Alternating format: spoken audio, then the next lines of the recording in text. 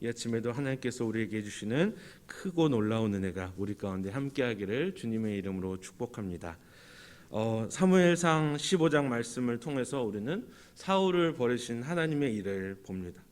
사울이 주의 말씀을 버렸고요, 하나님도 사울을 버려 왕이 되지 못하게 하셨습니다.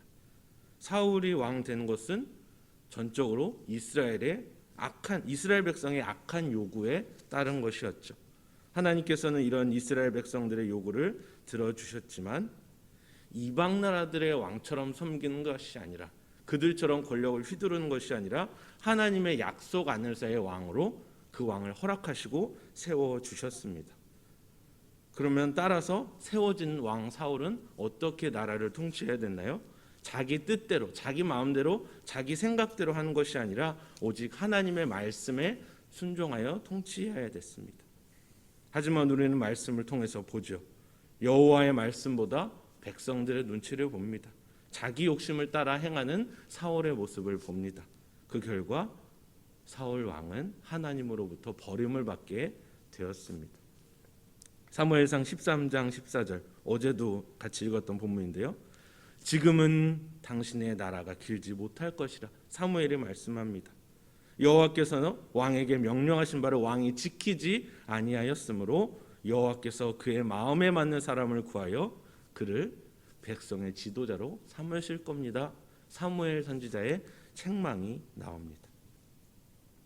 자, 이제 사무엘상 16장, 오늘 본문부터 사무엘하 5장까지의 말씀은 다윗이 목동에서 왕으로 세움을 받는 그 긴 여정을 다루게 될 것입니다. 오늘 사무엘상 16장 말씀은 이 큰 단락의 첫 부분, 시초, 첫 단계에 시작되는 말씀이에요.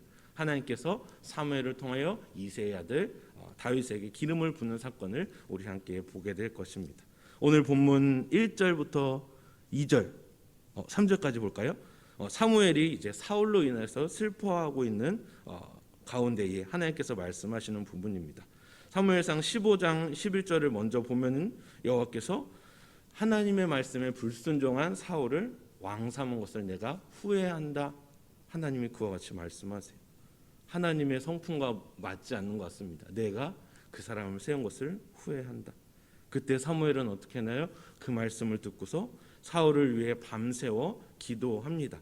12절 말씀을 보니까 사무엘이 근심하여 온 밤을 여호와께 부르짖었다라고 기록되어 있네요.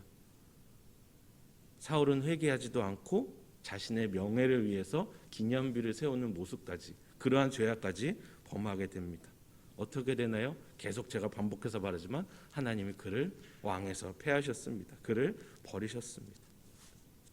오늘 본문 바로 직전에 사무엘상 15장 34절 35절에 보면은 사무엘은 이런 사울을 죽는 날까지 보지 않았다라고 기록되어 있습니다. 그 이유는 사울을 위하여 슬퍼함이었고 여호와께서 사울을 이스라엘 왕 삼으신 것을 후회하셨기 때문이었다라고 나오네요. 사무엘이 큰 슬픔에 빠져 있었다는 것을 우리는 말씀을 통해서 알 수 있습니다. 이때 하나님께서 사무엘을 찾아오시죠. 본문 1절부터 3절까지의 내용이죠. 언제까지 내가 슬퍼하겠느냐 말씀하세요. 뿔에 기름을 채워서 베들레헴으로 가라.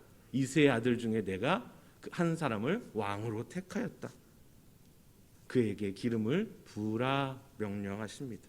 기름 붓는 행위, 왕을 임명할 때 하는 행위잖아요.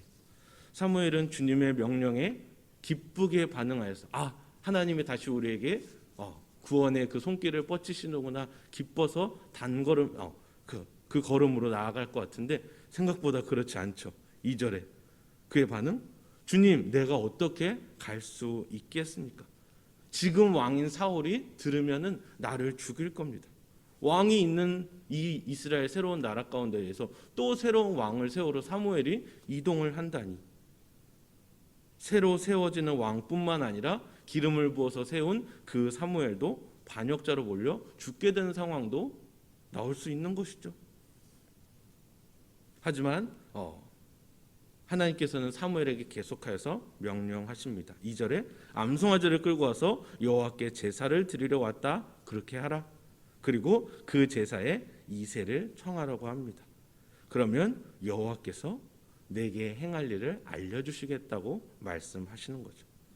베들레헴으로 가라, 제사를 드려라, 그 제사의 이새를 불러라. 그리고 마지막 명령은 뭔가요? 3절 마지막에 나를 위하여 그 사람에게 기름을 부을지니라. 나를 위하여, 여호와를 위하여 기름을 부어라 말씀하십니다. 나를 위하여. 사울 왕이 세워진 배경, 이스라엘의 왕이 세워진 배경은 무엇이었습니까? 우리에게 왕을 주소서라는 백성의 요구를 그 요구부터 시작이 됩니다. 우리라는 존재, 나라는 존재, 사람을 위한 왕은 우상이죠. 사울이 폐위를 당한 것도 하나님을 위한 왕이 아니라 이스라엘을 위한, 이스라엘 그들 자신을 위한 왕이었기 때문입니다. 비슷한 사건이 생각나는데요. 출애굽기의 금송아지 사건도 마찬가지죠. 모세도 없고 하나님도 안 보이고 우리가 찬송하고 예배할 여호와 하나님을 우리에게 보여주세요, 만들어주세요. 이렇게 얘기한 이스라엘과 아론의 반응이 그거였잖아요. 자, 하나님은요 사무엘에게 명령하셨고 사무엘은 그 명령에 순종합니다. 사울과 대조되죠. 베들레헴에 가서 하나님께서 말씀하신 대로 이새와 그 아들들을 성결하게 해서 제사에 참여하도록 했습니다. 사무엘이 그 자리에 간 것은 무엇 때문이었습니까? 앞으로 세워질 왕을 만나러 간 거예요.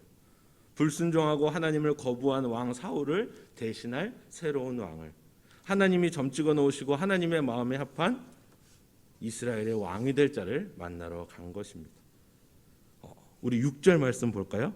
자, 이제 그 무대가 펼쳐집니다. 그들이 오매 사무엘이 엘리압을 보고 마음에 이르기를 여호와의 기름 부으실 자가 과연 주님 앞에 있도다 하였더니, 사무엘이 이 엘리압의 외모를 보고서 마음에 들은 것 같습니다. 이새의 아들을 봤을 때 이전에 사무엘을 점찍으셨던 사무엘을 택하셨던 사울의 모습을 생각하면서 저 사람 정도면은 하나님이 세우시게, 저 사람 정도면 왕이 되기에 충분하네라는 생각을 했던 것 같아요. 사무엘서 9장 1절에도 사울에 대한 그 외모의 묘사가 나오잖아요. 준수하고 키는 모든 백성보다 어깨 위보다 더 컸던 베냐민 사람 사울. 근데 그 사람은 어땠습니까? 지금 하나님을 떠난 사람이죠. 아니, 하나님이 그를 떠나셨죠. 용모와 신장을 보고서 사무엘이 옳지, 저 사람이구나 했는데 그게 아니었어요. 7절 말씀이 말씀하지 않습니까? 여호와께서 사무엘에게 이르실 때 그의 용모와 키를 보지 말라. 내가 이미 그를 버렸노라. 내가 보는 것은 사람과 같지 아니하니 사람은 외모를 보거니와 나 여호와는 중심을 보느니라 하시더라. 아멘. 많은 청년들과 또 저와 우리의 모든 위로가 되는 말씀입니다. 그 어떤 외모보다 하나님 중심을 보신다고. 여기에서 중심은 여러 이제 단어 이렇게 해석 용례를 보니까요, 마음, 영혼, 의지 뭐 이런 것들로 번역이 됩니다. 그러면은 다윗의 마음을 보시고 마음의 선함을 보시고 하나님이 다윗을 선택하신 걸까요? 맞는 것 같아 보이는데 그렇지 않습니다. 왜요? 우리는 우리의 악함을 압니다. 사람의 마음의 생각과 계획이 다 어려서부터 항상 악하다고 성경은 분명히 얘기하고 있죠. 다윗도 예외가 아닙니다. 우리는 다윗의 모든 범죄를 성경을 통해서 알고 있잖아요. 간음도 행하고 살인을 행했던 그 다윗의 모습을 알고 있습니다. 하나님께서 사람을 외모로 보시지 않고 중심을 보신다는 건요, 사람들이 보는 식으로, 우리 정도의 시각으로, 사람이 높게 여기는 시각으로 하나님은 그렇게 보시지 않는다는 거예요. 사람들이 생각하는 정도로 하나님이 일하시지 않는다는 것입니다. 우리가 대충 알만한 식으로, 우리가 대충 예상하는 식으로 하나님이 일하시나요? 그렇지 않죠. 정말 말도 안 되게, 예측하지도 못할 은혜를 우리에게 주십니다. 상상도 하지 못할 역사를 내가 생각하지도 못한 때에 하나님은 우리에게 보여주십니다. 또 연약한 자를 들어 쓰셔서 강한 자를 부끄럽게 하시는 하나님이시죠. 또 사람은요, 이성과 비이성 이 두 가지 개념을 가지고만 판단을 하죠. 분별을 하죠. 하지만 하나님은 이 두 가지 개념 위에 계시는, 이 모든 것을 초월하시는 초이성의 하나님이십니다. 계속해서 본문을 보면요, 엘리압이 탈락 지나갑니다. 이새는 그 다음 아비나답을 사무엘 앞으로 보냅니다. 탈락. 삼마도 다 아비나답도 삼마도 여호와께서 택하지 아니하셨다고 합니다. 아들 7을 다 사무엘 앞으로 보냈지만 아무도 여호와께서 택하지 아니하셨다, 사무엘의 그 말만 듣습니다. 아버지 이새가 아들들 중에 하나님께서 택하실 자가 있을까요? 데리고 온 7 아들은 아무도 택함을 받지 못했다는 거죠. 사무엘도 이새도 모두 다 사람의 관점이었어요. 중심을 보시는 하나님의 관점이 아니라 외모로, 신장으로 하나님이 세울 사람은 요 정도면 되지 않을까, 이 정도 자격이면 되지 않을까 판단한 것입니다. 우리 이 본문 너무 잘 알고 있죠. 누가 남았나요? 막내 다윗이 남았습니다. 다윗 이름도 안 나와요. 막내가 남았습니다. 아직 어려서 왕이 될 수 없을 거니까 부르지도 않았대요. 막내, 그 원어적 그 뜻을 살펴보니까 우리나라 말로 속된 표현을 하면 깍두기, 찌끄러기, 7 형들이라는 그 메이저 부류에 속하지도 못하는 저 꼬리 같은 어린아이의 의미가 있더라고요. 그 아이는 여기에 부르지 않았습니다. 이새가 대답하잖아요. 하나님이 이 이새의 아들 중에서 이스라엘 왕을 삼으시겠다고 분명히 말씀하셨습니다. 사무엘은 그를 데려오라고 이새에게 요청합니다. 12절을 보십시오. 그의 빛이 붉고 눈이 빼어나고 얼굴이 아름답더라. 중심을 보시는 하나님께서 외모도 보시네요. 외관을 얘기하시는 거 보니까 사울이랑 비슷하네요. 이런 생각이 드시지 않습니까? 이 구절은요, 하나님께서 다윗의 외모를 봤다는 게 아니라 사울과 비교해서 아직 이 다윗은 소년이라는 얘기입니다. 그러니까요, 하나님께서 사람의 중심을 보신다는 것은 사람의 조건과 대비되는 관점으로 보는 겁니다. 사람의 판단이 아니에요. 사람이 높게 여기는 어떤 그 가치의 것과 완전히 반대되는 것이죠. 초월하는 것이죠. 외모로 보시지 않는다고 합니다. 그 마음의 중심을 보신다고 합니다. 말씀 한 구절 읽어드리겠습니다. 신명기 10장 17절 말씀이에요. 너희의 하나님 여호와는 신 가운데의 신이시며 주 가운데의 주시요 크고 능하시며 두려우신 하나님이시라. 사람을 외모로 보지 아니하시며 뇌물을 받지 아니하시고. 아멘. 신 가운데 신이시고 주 가운데 주시며 왕의 왕이신 크고 능하신 하나님께서는 사람을 외모로 보시지 않는다고 합니다. 우리가 뭐 다른 사람들보다, 다른 교회보다 외모가 월등하고 실력이 좋고 신앙이 좋아서 죄에서 구원 받았나요? 아니죠. 구원이라는 것은 내가 다른 사람보다 좀 더 나아서 받게 되는 은혜가 아닙니다. 하나님께서 자기 언약을 위해서 창세전부터 택하신 자들을 일방적인 그 주님의 긍휼로 우리를 구원하시는 겁니다. 야고보서 2장 13절 말씀입니다. 긍휼을 행하지 아니하는 자에게는 긍휼 없는 심판이 있으리라. 긍휼은 심판을 이기고 자랑하느니라. 아멘. 불가항력적인, 저항할 수도 없는 그 은혜, 일방적인 긍휼을 우리에게 부어주시는 겁니다. 긍휼 안에는 차별이 있을 수가 없고요, 외모도 따질 수 없다는 겁니다. 우리는 다 하나님의 불쌍히 여기심을 받은 자들이에요. 그래서 구원을 받은 자랍니다. 그러므로 다윗이 사울보다 마음이 착해서 택함을 받았다, 선해서 택함을 받았다, 이게 아니라는 것이죠. 사람들이 보는 생각과 하나님의 마음이 다르다, 이것을 보여주기 위해서 외모로 보지 않으시고 중심을 보신다라는 그 말씀을 우리에게 하신 겁니다. 다윗이 사울과 다른 마음의 중심에 어떤 그 선한 것이 마향이라도 있었다면 하나님께서는 다윗의 그 자질, 그 능력을 사용하셨겠죠. 하지만 그렇지 않았습니다.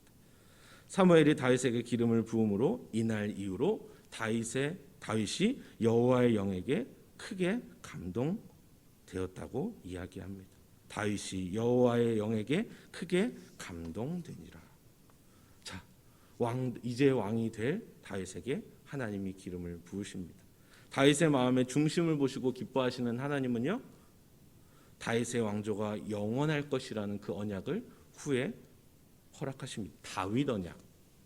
또 그의 가문의 족보가 곧 예수 그리스도의 계보로 될 것을 허락해 주셨습니다. 모두 다 하나님이 예비해 놓으신 일이죠. 주님께서는 우리가 여태껏 쌓아온 신앙의 업적, 내 자녀의 상태, 내 재산, 내 직업을 보시지 않는다고 합니다.